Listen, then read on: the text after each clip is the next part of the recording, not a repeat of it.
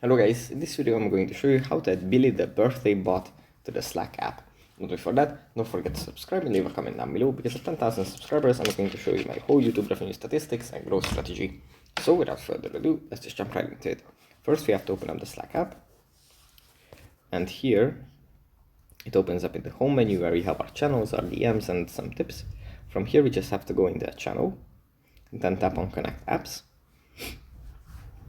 And it's going to load a bit, but afterwards we can just scroll down and find the working from home section, and under this section we find Billy, the birthday bot. We can just tap on this and the app is going to load again, but after it is done we can just tap on add to Slack and it's going to be added to our workspace. So that's pretty much it for this video. Hope it was helpful for you guys and I'll see you in the next one.